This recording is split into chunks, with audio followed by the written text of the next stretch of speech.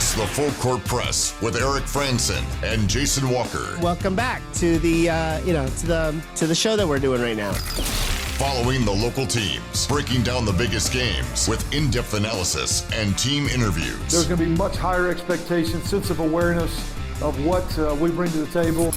Join the show by calling into 435-752-1069 or text 435-339-0321. It's the Full Court Press. Rose, answer. Yes! Caught! Touchdown! They did it!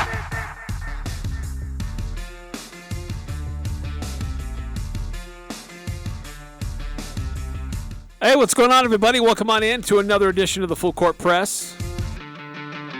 Eric Frandsen, Jason Walker, talking about what's going on in sports today, looking ahead to a busy weekend.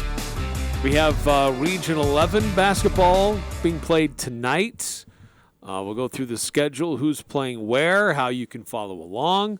We've got some Mountain West basketball going on tonight. We've got a lot more tomorrow.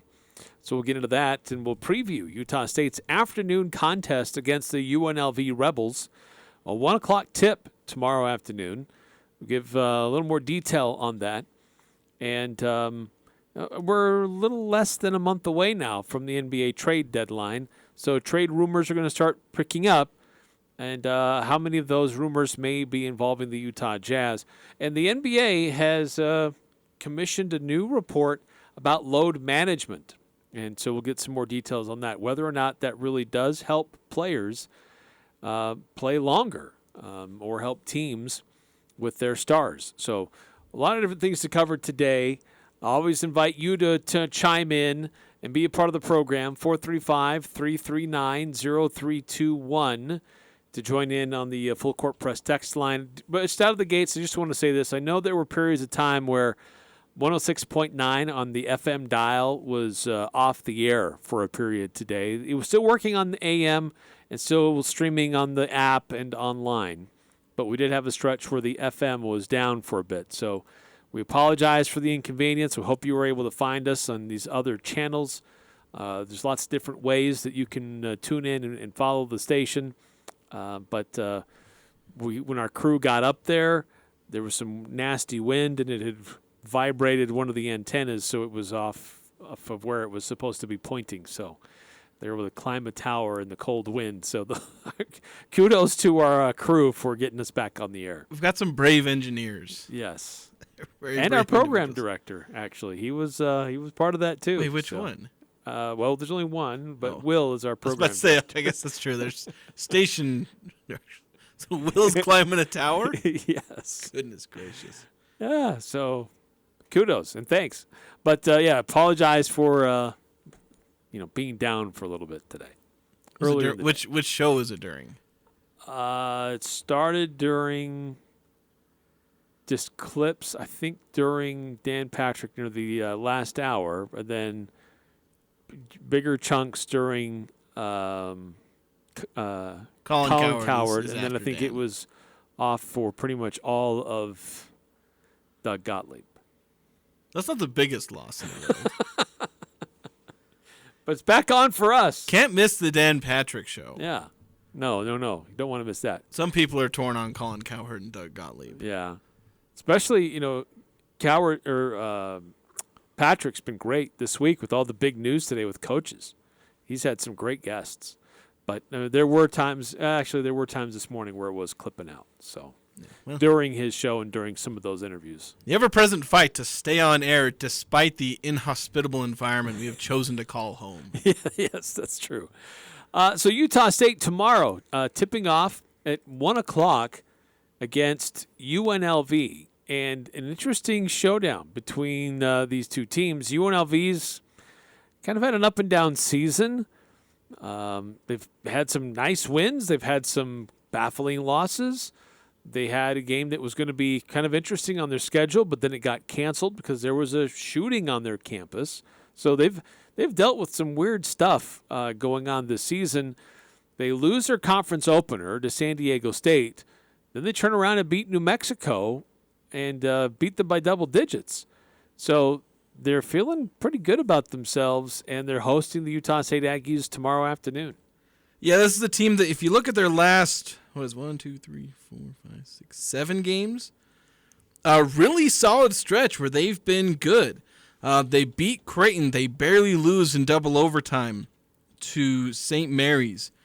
They get, a couple of pretty solid, big wins, big margin of victory wins. That's where I'm trying to get at. Wins over Hofstra, a couple of D2 or non-Division I teams. You do mention the San Diego State loss, but then win over New Mexico. So, their 2 losses are to really good teams, including, on the road against San Diego State. But they have some good wins over Creighton and New Mexico. So the team that was super inconsistent earlier in the year, where they lose by 14 to Southern, lose back-to-back games against Florida State and Richmond, it's like they started 2-3. Well, in their last, 7 games, this is the UNLV team that we've been was kind of expected earlier in the year, where there was a bit more hype around them. So now they're playing pretty darn good. They're not super good, but they're good and they're dangerous. Obviously at home, they beat up on a pretty good New Mexico team by 10 points at home. So the Aggies are going to have their hands full with what is always an athletic UNLV team. They've always got good, long athletes, and they've obviously got some skill there too. So it's going to be a tough one for Utah State. Yeah, it really will be fascinating to me to see what the lineups look like, how Utah State and UNLV can try to match up. Because UNLV has these twins, Caleb and I'm spacing the other one's name. Kalen. Boone, the Boone twins. Both, one is 6'9", the other 6'8". They're big, they're long. Caleb just scored 29, a career high 29 in their win over New Mexico. But they both started in that game against New Mexico, which isn't always the case for UNLV and how they put their lineups together. But on that night, the two of them combined for, 46 points? 46 points for the Boone twins combined. And they've got 6'9", 6'8". Luis Rodriguez, 6'6", and then they've got the 6'3" and 6'2" guard that they'll put out there. So it's a team that's got some good length that will be a challenge for Utah State, especially in that low post. Yeah, it's a team the Aggies are going to play some of their bigger guys against. You're going to see more Isaac Johnson and Khalifa Sacco, maybe a little bit of Carson Templin, where they're going to put more size out there. As opposed to when they play like an Air Force or some shorter teams. It's going to be those lineups and rotations that you saw against Colorado State and Wyoming. Bigger guys, hold down the paint, obviously match up with their size. So you'll see a lot of that. You won't see as many of the 4-guard lineups with Aduje playing the 4 essentially. You may see that because these teams may go back and forth. Some UNLV's not quite as able to play as small as Utah State, maybe as effectively, but. Both probably can, but I expect there to be a lot more traditional-looking lineups with an actual power forward and actual center between these two teams. So we'll see who dominates the paint. That's going to be a big one with this. It's obviously always a key for the Aggies because if they can't dominate the paint, they can't win. Yeah. Obviously with only one loss, they've pretty much dominated the paint in most of their games, or at least been even in the paint. So they're going to have to control that. And UNLV, they're a team that's not super great in shooting. So if you're able to control the paint on offense and defense, then the Aggies are going to give themselves a really good chance to win this game. But, they're always also, being on the road, it's going to be tougher for them on offense. And especially shooting. Because in the last couple of home games, they've had the home crowd to kind of get them going shooting-wise. At least help in getting going with the shooting. That's obviously not going to be the case when they go to UNLV. It's going to be a hostile crowd. Yeah, the last time Utah State really went up against a, semi-hostile crowd would have been the Santa Clara game. And they were able to get that one out. I mean, the Aggies won that one, 84-82. And I don't know if I'd really say that was a great hostile crowd. But I don't know that UNLV is really known as having a great hostile crowd either. Yeah, it's a nice venue, but it's not necessarily a great crowd. Right. So it'll just be, decent road game. But you're obviously playing on another opponent's, home turf, home court. So it's just not going to be easy. And UNLV's playing good. You're meeting UNLV at a pretty bad time where they're playing some of their best basketball. Now, they do catch them without, I believe it was Jalen Hill. Yeah, Jalen Hill. He's actually now out for the season. I think he injured himself maybe a few games ago. I think he's been kind of in and out with injury, but there was a confirmation a little bit ago. I don't even know if he played in the New Mexico game, but he was a transfer from Oklahoma who'd actually played the Aggies before. When the Aggies played Oklahoma like 2 or 3 years ago. But he's going to be out, so they're down a guy who can average about 10 points per game. But obviously they've got several other guys who can put up lots of points. Mentioned Caleb Boone, he's leading him at 13 points. They got Luis Rodriguez, the freshman Dayton Thomas, and obviously Kalen Boone, who's averaging, I think, just a hair over 10 points per game. So a lot of different guys that can hurt you offensively. But I think, the trick here is, how good is UNLV going to be defensively? Can they bother the Aggies with length? Can they bother Osibor inside? Can they pack the paint and make the Aggies beat them from the outside? And if they end up doing that, can the Aggies hit from the outside? Because once they begin stretching the floor with either shooting or good ball movement, there's kind of two different ways that they force teams to kind of vacate the paint. One is obviously just by, if you're going to stand in the paint, we'll hit a shot on you. The other is through good passing where you catch them in their rotations and find an open layup. They did a little bit of both against Wyoming in the second half. So can the Aggies do both of those things? One or both, preferably both, because then that gives you a comfortable win and a really good offensive game. But will UNLV's length bother the Aggies? Will their athleticism bother the Aggies? Are they going to force a lot of turnovers on the Aggies? Can the Aggies protect the ball? And we'll certainly find those out. Yeah, speaking of turnovers, in their 2 games in conference play, they have forced their opponent to have more turnovers than they have, including San Diego State. San Diego State had 17 turnovers to their 14. In their game against New Mexico had 16 turnovers, and the UNLV had, 10 or 11? I'm just confirming that. It was 10 turnovers for UNLV. So they've done a very good job of forcing turnovers by the opponent and hanging on to it themselves. Obviously, San Diego State beat them in different ways, but UNLV showing that they can create some chaos on the floor and cause you to turn the ball over a little bit. And I know that's what Utah State has done a very good job of.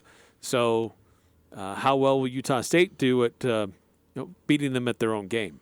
Yeah, Utah State likes to get points off of turnovers. That was something that sparked them in that second half against Wyoming. Get turnovers, turn them into points. UNLV does a lot of the same thing. They did that against New Mexico. They got a ton of points off of turnovers. And when you talk about the Aggies, trying to open up the paint through, passing and shooting. Well, the best way to open up the paint is just get out in transition because there's nobody there. Yeah. If you only have to face two or three guys, on defense because you're in transition, paint's going to be wide open. You're going to find your way in there pretty easily, or at least get a potentially favorable matchup. Drive into the paint with momentum. So, and obviously UNLV function the same way. Get easy buckets by getting out in transition. And you get better shots. Both teams like doing that. So whoever ends up getting more turnovers, and more particularly not just raw turnovers, but I forget the term, but turnovers that directly lead into transition. So not dead ball turnovers, because those don't produce transition.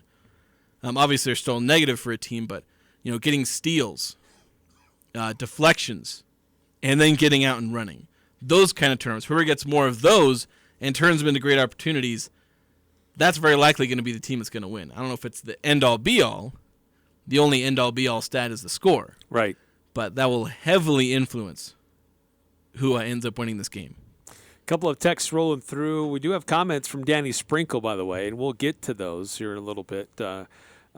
Jason was able to get up to practice and visit with Coach Sprinkle earlier today. But a couple of your texts coming through, 2417.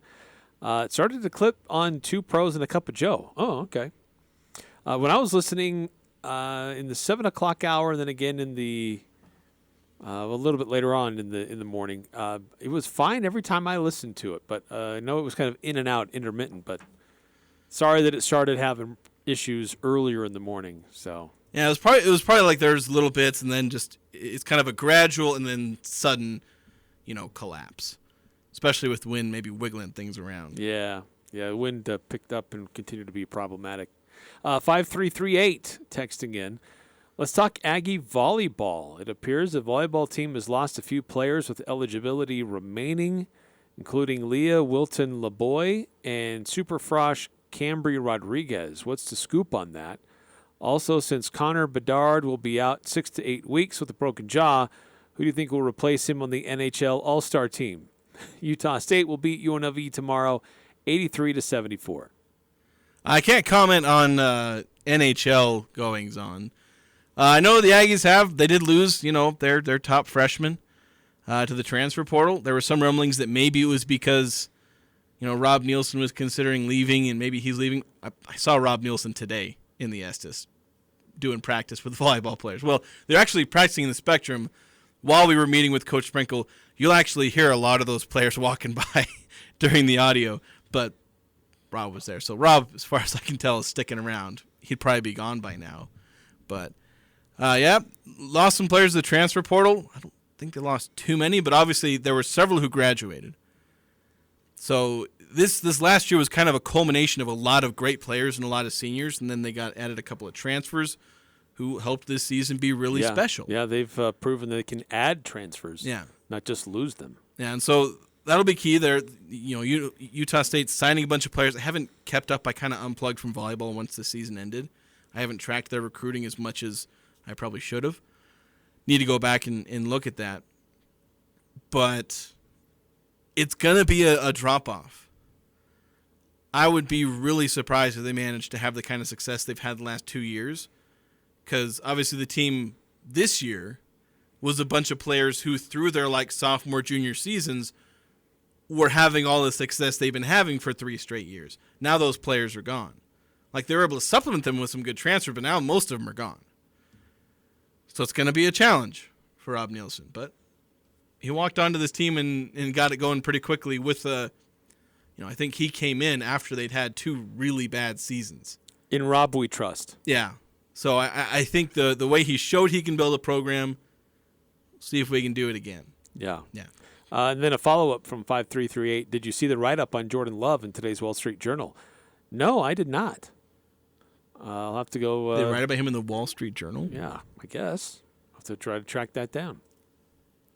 9315 texting in. As long as the full court press and hosts can make and keep the show running, that's all that matters to us, Utah State fans. Thank you for the opportunity to listen. Glad we can do it. I have fun. Always have fun doing this show. Yeah, and remember, there are multiple ways to listen to this station and to this show. Yeah. It's not just on one spot on the dial. It's on FM, it's on AM, it's streaming, it's on an app, it's even on podcast. There's 4 different ways to listen to this show live. 2 on radio, 2 via some sort of internet. There may be a 5th one soon. Interesting. We'll see. I may have spoke too soon, but then there's already the 5th option. That's after the fact on podcast. Yes. Yeah, true. All right, got to take a time out here in the full court press. When we come back, let's hear from Coach Danny Sprinkle as he previews UNLV. Utah State taking on the Rebels tomorrow afternoon. 1 o'clock is when that game tips off. That means we'll have pregame coverage on our sister station at noon on KVNU, 102.1 FM, 610 AM. If you want to keep listening there, you can. The game will also be broadcast nationally on CBS Sports Network tomorrow afternoon. More on those matchups coming up next here on the Full Court Press. Happy New Year! You survived the holidays. This is Jarek at Jarek's Fine Jewelry. Did you meet the family during the holidays? How was that? Is it time to go engagement ring shopping? Valentine's Day is coming, but why wait? Do it now. Bring her in and view our collection of over 3,000 rings. With many of them being our own custom designs, I know we will find the perfect one. At Jarek's Fine Jewelry, we make it special, so come make it Jarek. Jarek's Fine Jewelry. Make it special, make it Jarek's.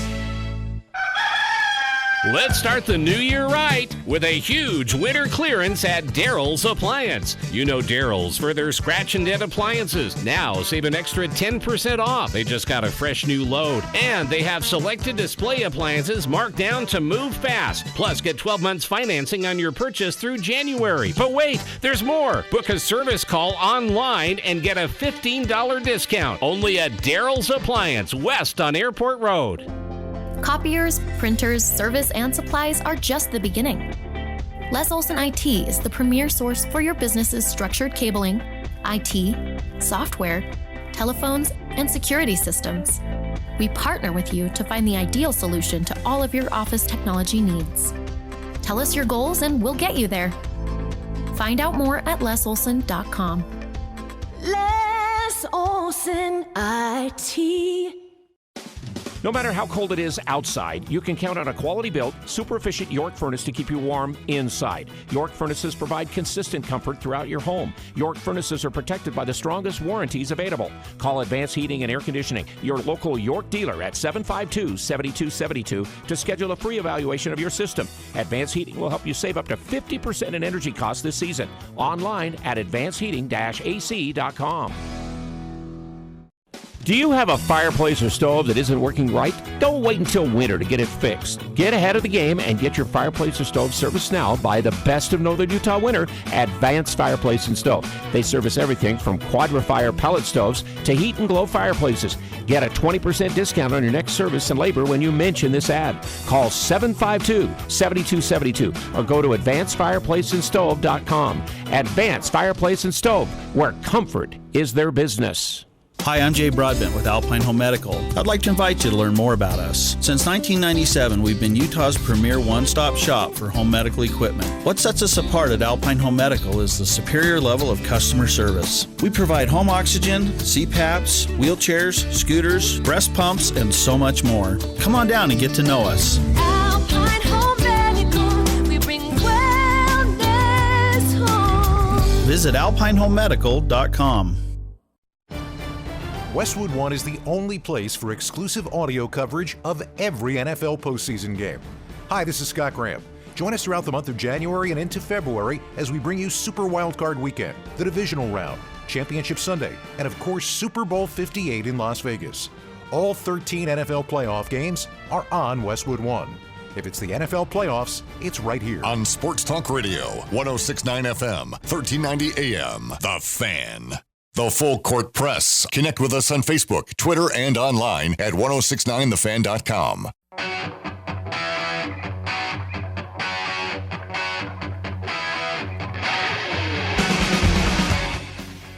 Yeah, as you heard there during the break, all of the NFL wildcard games will be broadcast here on The Fan. We'll have full coverage Saturday, Sunday, and even Monday night.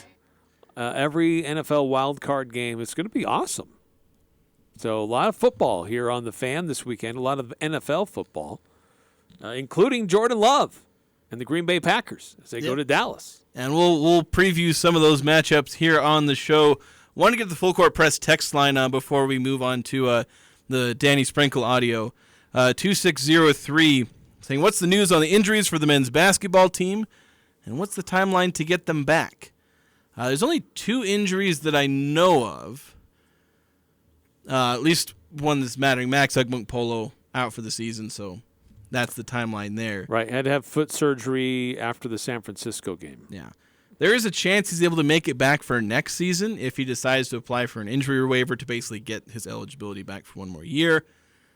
That's just going to be up to him whether or not he wants. This is a lingering injury that I think has been bothering him for a while, related to previous injuries. So he kind of like re-aggravated an old injury, I think. Yeah.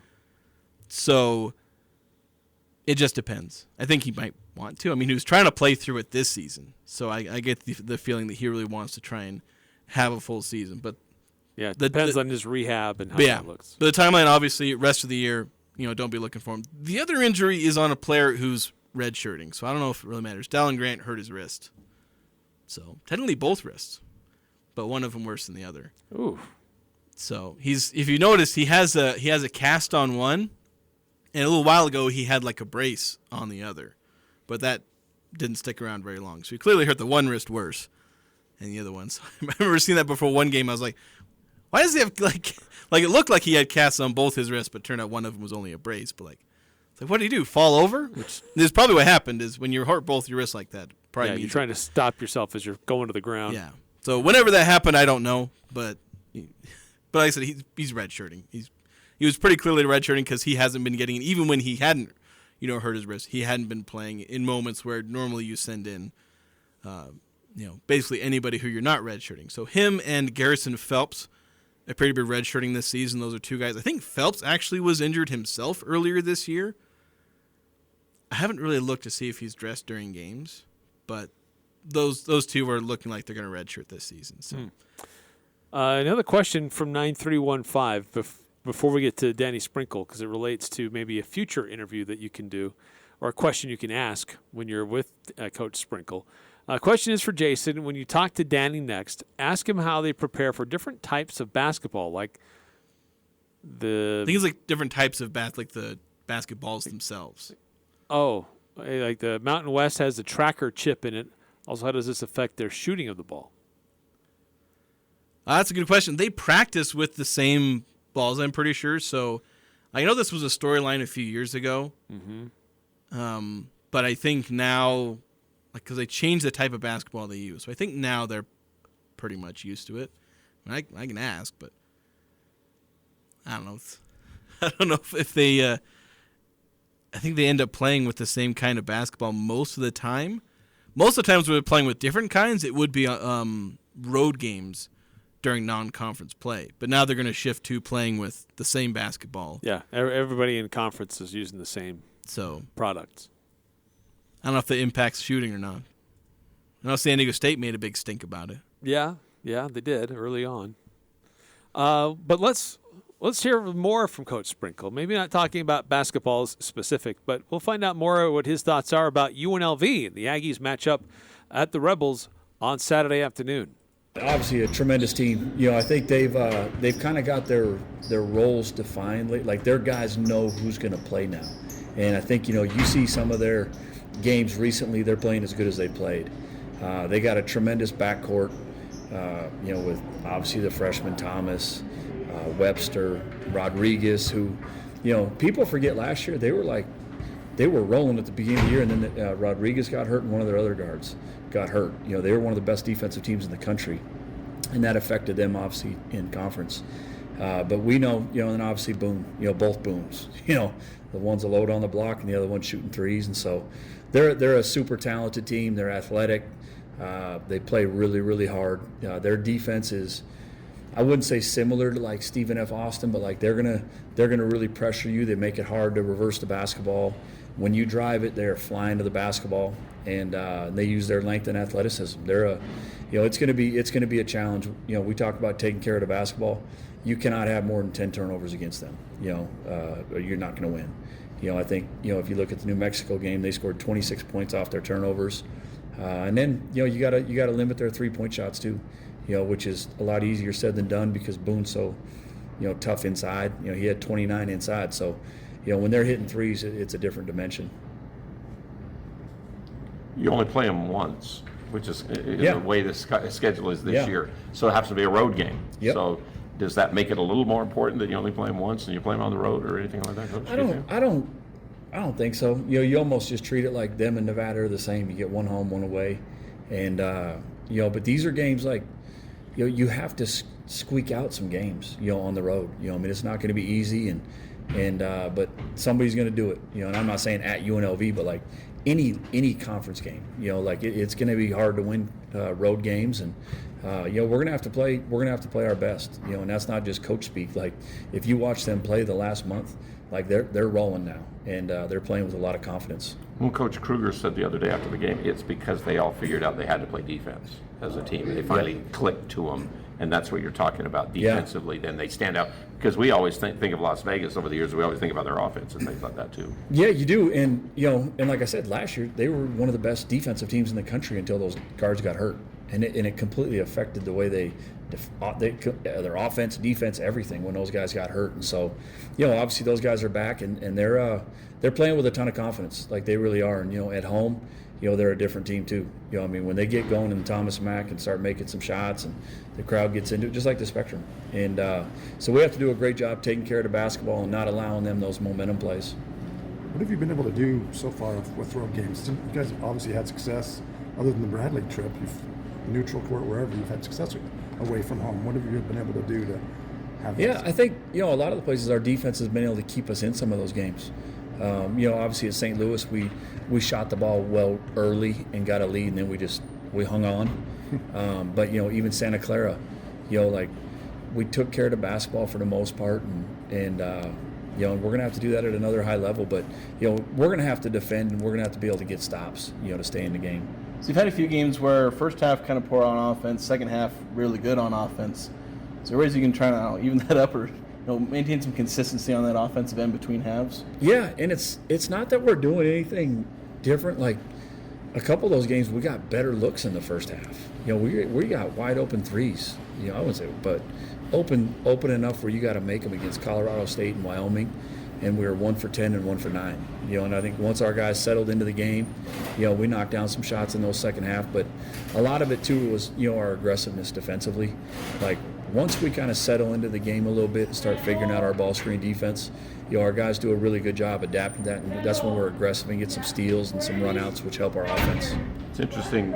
People want to give you a lot of credit for your halftime adjustments in those deals, but I thought it was interesting that Darius said the other day, before you guys even came and talked to him, all the guys were saying, okay, this is what we did in the first half against Wyoming to get even better before they got to that point. Well, it is, and that's what's so valuable about having a great point guard, and having a leader like that, and they know, like coaches, that we get a lot more credit than we deserve. A lot of time these halftime adjustments, we've already went through the adjustments in practice. The players already know it. But sometimes teams come out and make shots, and you got to adjust to different things. And this group, we got a pretty intelligent group. Like they know when teams start making some, because you can't take away everything from a team. And if they start making shots, then you got to adjust and go back to different things. And we're gonna have to change it up to it. Starting pretty quick. Like we got to be able to trap on some ball screens or trap on out of bounds plays and things like that, just to keep people off guard. It seems like to me a little bit, Ian Martinez needs to get going a little bit more offensively. Yeah, no, he does. You need him. He does. Him and Josh both, because they're talented enough offensively, and teams in this league, like they're going to guard them hard. Ian's had some really good games, and so he gets, he has attention drawn to him, and he's got to be able to realize too to make plays for others. Him and Josh. Sometimes I think they're getting the ball and they're trying to do too much sometimes. And if you take that extra dribble into the paint, teams are too athletic and they come and get that thing. And then that's when turnovers happen and hard shots. But he does. Both of those guys need to. They got to start making some open shots and get going offensively. So Gray kind of had that issue where early on he got a ton of attention, seemed to struggle, a lot of turnovers, but he seems to have figured it out. Do you feel like Ian and Josh can kind of go through that same process? Obviously, maybe a little later in the season than Gray did it. Yeah, and I think really it's only been a couple games, with both of them, and they both had some really good moments. Josh gets the big and when he hits the big three against Colorado State. So they're doing good things, but the level I expect them to play at every single possession, I expect them to be great every possession. And but to your point, great. He's adjusted to the way people are being physical and guarding him, and he's getting shots for our other guys. How will his matchup with Boone be, do you think, in this game? I think it'll be tremendous. Both of them love physicality. It's going to be two big hogs down there battling. It is, and we're going to have to throw different guys on Boone too. Just to keep guys out of foul trouble. He's one of the most dominant low post guys that we've played this year. And so he's really skilled. There's a reason he was an all Big 12 selection too, even before he came to UNLV. And so it's going to be a great matchup. Coach, I apologize if you talked about this a little bit, but just about this week, about being ranked and all that attention and how the team has handled that and how you've handled that. And I assume enjoyed it, but also worried about getting back to work. Yeah, I think the fans and social media enjoy it a lot more than us. Like even. And I don't know what happened there. Get cut off. There wasn't a whole lot to that. His response, though, it was pretty coach speak. What? I don't. That's odd. I did my normal trick to make sure it doesn't do that. Yeah, it's just. And it still did it. Weird. Yeah. Well, anyway, you got the essence. You get the idea. The main thing he talks about how it was something he actually shared after the Wyoming game. If you're able to catch the post game there, where it basically said that players don't talk about it, coaches don't talk about it. Not that they have this embargo against talking about it. It's just they haven't. It's a team mentality. It's not part of who they are. They just don't talk about it. Not by some sort of coaching decree. It's just something they're not focusing on, which is a good thing. These guys can be excited about it, but when they show up to practice, that's not what they're doing. When they're in team meetings, it's not about being ranked. When they're talking about, the challenges they've got to face, they're not using being ranked as this identifier. Because when you're sitting at number 20, in a basketball season in a tough conference, the Aggies are probably going to dip out of the top 25 at some point. I'd be very surprised if they're ranked every week. So if you identify yourself by being ranked, you're setting yourself up for trouble, because you jump out of the top 25, and then all of a sudden you're worried, and you're like, your whole world might come crashing down, and then you start this downward spiral. This team didn't get ranked by saying that's our goal. They got ranked by focusing game by game by game. UNLV, they are 6-1 at home so far this year, so playing well at home, and trying to bring back a little bit of that magic that they used to have in the Thomas and Mack a long time ago. I know it's been kind of a tough, inconsistent road for them to do that. But the thing is that they're talented enough that they have flashes where they can be very, very challenging team to face. And that's what Utah State, for me, one of the keys for me in this game Saturday is how mentally tough can Utah State be? Away from the front of the confines of the spectrum, you'll have to manufacture your motivation on your own and withstand sometimes a bench player or a role player having a big game. And do you have enough of a team concept to get over that and get past that and impose your will to get the victory? Yeah, this is likely going to be the toughest team they faced on the road. I know we were saying that about St. Louis, but St. Louis has kind of fallen off a bit of a cliff. So this is going to be, UNLV, they're sitting top 100 in Ken Palm. I don't remember where they're at in the net. But on the road, this will be a very tough game with a good team. They're a little inconsistent, but they're getting more consistent and playing better of late. And they've beaten some dang good teams. And Utah State, if they're not careful, they're going to be one of those dang good teams that UNLV beats. But these are the kind of games, if you're starting to go from Utah State was maybe going to get 20 wins. That was my, preseason, I don't know if you want to call it a goal. I kind of said the cap is 20 wins. They get there, that's fantastic. The goal is shifting from that, because they're 5 wins away from 20. Right. The goal is shifting from that to actual Mountain West Conference title contention, like serious contention, finishing top 2, top 3. These are the games you have to win. Or at least you can't drop too many of them, because you're going to lose games on the road. It is hard to win on the road in the Mountain West. There are a lot of good teams and a lot of good venues. You got to win these games. These wins in these games are what sets apart the conference title winner from 2nd, 3rd, 4th, 5th. So if the Aggies are going to be a title contender, this is a game they got to prove they can win. It's not to say if they lose it's the end-all, be-all. But then that's when you got to win, at Boise State. You got to win, at New Mexico. Yeah, some of these other road games. Because you're going to drop some, but you got to win a decent amount. So you got to win like half of them, usually at least. Utah State currently sitting at 18 in the net, and UNLV at 97. Got to take another timeout. More of your thoughts, your texts, and our analysis as well about Utah State at UNLV tomorrow and other games going on throughout the Mountain West Conference. There's one tonight, a couple more tomorrow, and so we'll update you on who's playing where and how you can follow some of those games on national television. That's next here on the Full Court Press. Elements has delicious lunch specials. Soup, salad, and bread for just $10 is tasty and quick. Elements lunch menu is full of scrumptious items. Wood-fired pizzas are an excellent choice that include barbecued chicken and the bee's knees. The fresh battered halibut fish and chips with seasoned fries is always a hit. And don't forget the fan favorite, Chipotle fried chicken sandwich. Thursdays, enjoy Elements house-made smoked brisket. Casual or professional. Open Monday through Thursday, 11:30 to 8 p.m. and Friday and Saturday, 11:30 to 9. Visit theelementsrestaurant.com for reservations. Hello, I'm Becky Funk, Branch Operations Manager at Cache Valley Bank. I've spent 13 years in banking and I'm ready to use my experience to help you with your accounts and financial goals. I have a great team of tellers and bankers who provide you with the personalized attention you deserve. Come visit me at our main branch or give me a call. Let me help you open an account and show you what makes us so great. We look forward to meeting you. Cache Valley Bank member, FDIC. Don't get caught without power to your home or business. This is Tyler with Golden Spike Electric. We offer Generac backup generators to keep your home or business warm, avoiding frozen pipes, loss of valuable food, or even a flooded basement. Golden Spike Electric is certified and factory trained, so you know it will be installed right and properly maintained. Contact Golden Spike Electric so you'll never be without power again.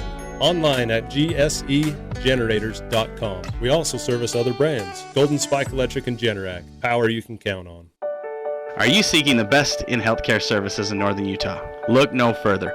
Aggies Healthcare has been voted the best of Northern Utah. I am Jason Jones. We take pride in providing top quality home care and hospice services to the residents of Northern Utah. Experience the difference with Aggies. Our dedicated team is here to provide compassionate home care and hospice services tailored just for you. Call us today at 723-9000 or visit our website at myagis.com. Aggies Home Health and Hospice, your trusted partner right here in your community.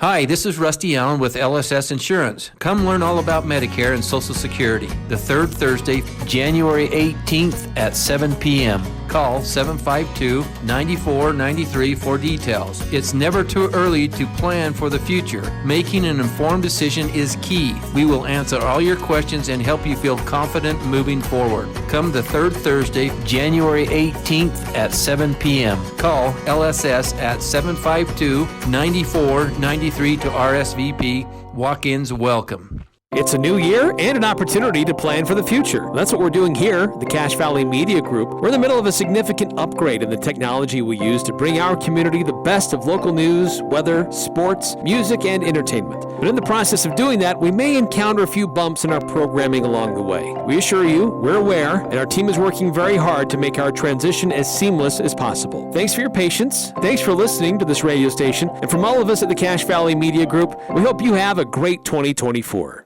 Talking the sports you care about. The Full Court Press on Sports Talk Radio, 106.9 FM, 1390 AM. The Fan.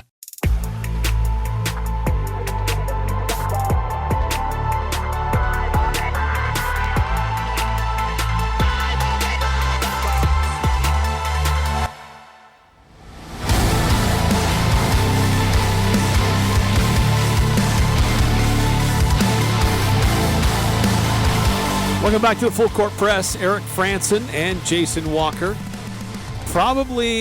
There's two big matches in the Mountain West this weekend. One of those is tonight.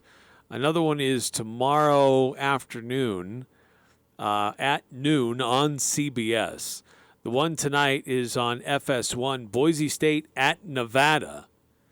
And Nevada currently favored by 6.5 points. Wolfpack are 15-1, Boise State 11-4. Seems a little wild, but I know Nevada's at home. Yes. And they're 15-1. Currently, I place them as the most underrated team in the Mountain West, although Boise State's probably right next to them as far as being underrated. Yeah. But still, it's going to be a tough one. See if Boise State, they won at home against Colorado State, so they got their home victory, knock off a ranked team. Can they go on the road? Because that's different. There's going to be some of these teams that are up there, like UNLV. They can beat some teams at home. They beat New Mexico home. Maybe they beat Utah State. They'll probably knock off one of maybe Colorado State or San Diego State. And conversely, if Nevada wins this one, they should be considered in the top 25. Yeah, they might very well jump into the top 25. Maybe not quite because Boise State's not themselves ranked, or maybe Boise State's win over ranked team will I don't know. AP voting is weird. how it works. But can Boise State show they can win on the road instead of just winning at home? Again, as I was saying in the last segment, the thing that separates these teams is who wins on the road. Just about everyone wins at home. Do you win on the road? 8:30 tonight on FS1, Boise State at Nevada. And tomorrow at noon, number 19 San Diego State at New Mexico on CBS. It's a big matchup there. San Diego State 14-2, undefeated, 3-0 in conference play. New Mexico 13-3, 1-2 in conference play. And then at 1 o'clock, it's Utah State at number 20 Utah State at UNLV. That game will tip off at 1 o'clock on CBS Sports Network. And then a couple other kind of mediocre versus mediocre matchups to finish out the Mountain West schedule at 2. It's Fresno State at Wyoming, San Jose State at Air Force at 7:30. Yeah, not games that to be perfectly honest, I'm not going to pay attention to any of these games. Those 4 teams have a combined 1 win in Mountain West play between all of them. So. Yeah, not that great. No, definitely not. I got a text coming through 9315. This is getting back to basketballs. A couple other questions here, I guess. When you go to the NCAA tournament, it has a different ball. Some schools have some different ones. Don't they use different makers of the ball, like Nike Extra? Utah State uses Nike. There's like Wilson and Spalding. I don't think college basketball has generally used Wilson. The NBA used Spalding, but I think they're actually switching to Wilson, or already have. I can't remember. But there are a lot of different things when you go to the NCAA tournament where people will say this might affect shooting or this might. Part of it is sometimes they'll play in an NBA venue. Right, they're in different arenas, bigger, different sight lines. Sometimes they're playing in stadium, like football stadiums, so you mentioned sight lines. But, everyone's playing in the same... it affects them equally. But, the conversation with 9315 started about, preparing for that. And, if the Aggies do end up going to the NCAA tournament, you cross your fingers now, see if that happens. Then that's certainly a question you can ask, because that's something that, can they prepare? Usually it's just you do a shoot-around there. Yeah, secure that brand and get it in the hands of your players so they can get familiar with it, comfortable with it. Just shoot around in the venue where they'll provide you the ball they're going to use. You shoot in the venue, obviously. But there's usually only one opportunity for a shoot-around, and that's that. Another text from 9315. Are we one of the toughest defensive teams that UNLV has played this year? This year, they've played San Diego State and St. Mary's. Both of them are going to have better defenses. Those are good defensive teams. Yeah, St. Mary's has one of the best defenses in the country. It was double overtime, and New Mexico scored 67 points. That's tough. It's tough. Then, yes, San Diego State, obviously, another really good defense. New Mexico, not too badly rated on I think by Ken Palm's metric, they actually have a better defense than the Aggies by that metric. So UNLV's faced some good defenses this year. New Mexico's the only one they've really had success against, where they had the 83 points. They did not do particularly well against San Diego State or St. Mary's. But both of those were away from the Thomas and Mack. So there you have it. There's the data. So they faced some tough defenses. Sometimes they were good, sometimes they were not so good. All right, another quick timeout here in the Full Court Press. Always love to hear from you. Questions, comments, feelings of dismay, whatever that may be. 435-339-0321 here on the Full Court Press. They say diamonds are a girl's best friend, particularly when she's thinking of marriage. When it comes to this important decision, visit S. Needham Jewelers in historic downtown Logan. We have been the part of thousands of happy engagements. You'll enjoy our vast selection of beautiful and unique engagement rings. You'll also enjoy our relaxed and elegant environment. You'll not be hurried, and you'll feel no pressure as you have fun looking for the perfect ring. Where Utah gets engaged. S. Needham Jewelers, middle of the block, at the sign of the clock. It's ski season, Cache Valley. This is Mark at The Sportsman, where we mount bindings. If you need bindings mounted to your skis or snowboards, in most cases, we can do it in 48 hours or less. That's right, 48 hours or less. At The Sportsman, we can also tune, sharpen, wax, and repair your skis or board so they are ready for the season. Usually, we can get those done in 48 hours as well. For 73 years, we have been taking care of skis and boards only at The Sportsman on Main Street in downtown Logan with tons of parking in the back. Security. It's the most precious thing you can give your home, especially if it's guaranteed. No cheap locks, no weak keys, no inadequate hardware, just the expertise and precision and security. Beezer Lock and Key believes there's no place like a safe home, and no home safer than one secured by them. It may seem they only sell locks and keys, but what they really sell is peace of mind. Search Beezer Lock and Key or go to 4th North and 1st West and just add confidence. Crystal Vision would like to thank their clients for their best year yet. They're grateful for your business and trust. It's a new year, so time for a new look. Crystal Vision, the gold medal winner in Best of Northern Utah, has a frame style you'll love that will set you apart from others. Take in your current prescription and let Crystal Vision fit you into a new look. Let this be the year your glasses feel like they were made for you. Crystal Vision on 14th North or online at crystalvision.com. It doesn't matter who you root for. The Full Court Press has all the high school sports covered. The Full Court Press. Connect with us on Facebook, Twitter, and online at 1069thefan.com.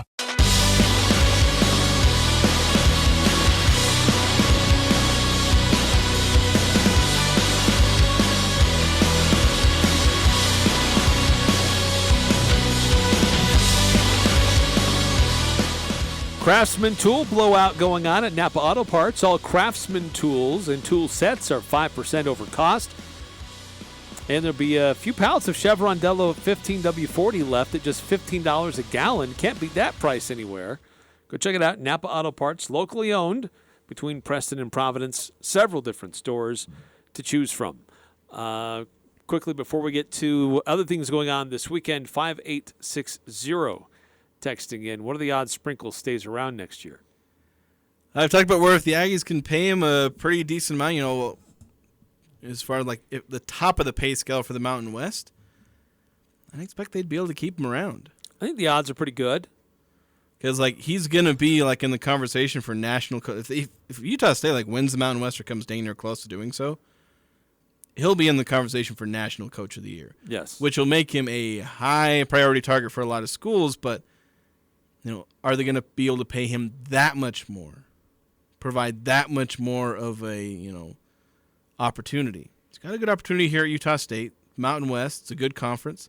He's got no problem bringing in talented kids, both this year, and he's got a pretty solid recruiting class he's bringing in. Mm-hmm. The Aggies should be able to hold on to him. But they're obviously going to have to pony up and give him some money. They'd have to pay him more than they're currently paying Blake Anderson, which has not been the trend, where they're usually paying the football coach twice as much as the basketball coach. Yeah, that's definitely, I don't know if it's twice as much, but close. Close. It's and that's a trend that's definitely flipped over the last 10 years. Yeah, it's come a lot more even. You would have to pay him close to $2 million. Let's see. So it's besides a busy Mountain West Conference schedule, with a really good game tonight, a really good game at noon, and a good game at 1 o'clock. The later games you can skip over. There's going to be an interesting weekend of the NFL playoffs, and we're going to have those games here on the Fan. And we've got games going on Saturday. We got 2 games on Saturday, 3 games on Sunday, and 1 game on Monday night. So it's going to be a busy weekend. The first one will start at 2:30. Browns at the Texans. And later that night, it'll be the Dolphins at the Chiefs. Much has been made over the weather in Kansas City for this weekend. Speaking of which, 2603 says, "Go Dolphins! 30-degree weather." Woof. Yeah. So that will be definitely a big storyline to pay attention to. On Sunday, it's going to be the Steelers at the Bills. 11 a.m. is when that game starts. Packers at Cowboys, 2:30 here on the Fan. That's when that's scheduled to kick off. And Sunday night, Rams at the Lions. And then on Monday night, Deven Thompkins and the Tampa Bay Buccaneers host the Philadelphia Eagles at 6:15. I'm sure that's how everyone will phrase that. They should. Deven Thompkins and the Buccaneers. So, yeah, 2 Aggies in the NFL, Aggies in the playoffs, I should say. There's a decent handful of Aggies in the NFL, one of which actually just earned second-team All-Pro. 2 guesses who? Bobby Wagner. Yeah, there you go. Second team All-Pro. I forget how many All-Pros that is, but it's quite a few for him. Another Utah connection, Fred Warner, actually a unanimous All-Pro. So some Utah players getting their roses from the All-Pro team. But, two Aggies in the NFL playoff. You mentioned Deven Thompkins, who's been a kick returner, punt returner for the Buccaneers all year, caught a few passes, so he'll obviously be involved in that one. But obviously the main story that I think a lot of people are paying attention to is obviously Jordan Love, who's had a spectacular second half to the season, and they'll be going to Dallas, trying to knock off the 2-seeded Cowboys. Cowboys currently favored by 7, and Philadelphia favored by 3. So if you want to tune in and hear how those games play out, take your radio with you. Tune in while you're driving around or stream. Well, I don't know if we can stream. I don't think we stream those. But have your radio on, and we'll have all the games covered here on The Fan. I'm Dan Patrick, and this is Above the Noise. Yesterday, we were hit with the news that the best coach of all time was leaving his longtime home in New England. As it stands today, Bill Belichick is knocking on the door, becoming the winningest coach in NFL history. He's 15 shy from passing Don Shula. At age 71, soon to be 72, Belichick won't have the same time to wait around for a rebuild. This will be his decision, and that makes it even more interesting. The 6-time Super Bowl champ, widely considered the best coaching mind in the history of the NFL. That will provide the coach with an endless list of potential suitors. Watching Belichick maneuver through those offers will provide us with a brief glimpse into the mind of an all-time great, because whichever team he picks as his next challenge, the odds are Belichick thinks that team could win, and most likely he thinks that team can win now. I'm Dan Patrick, and this is Above the Noise.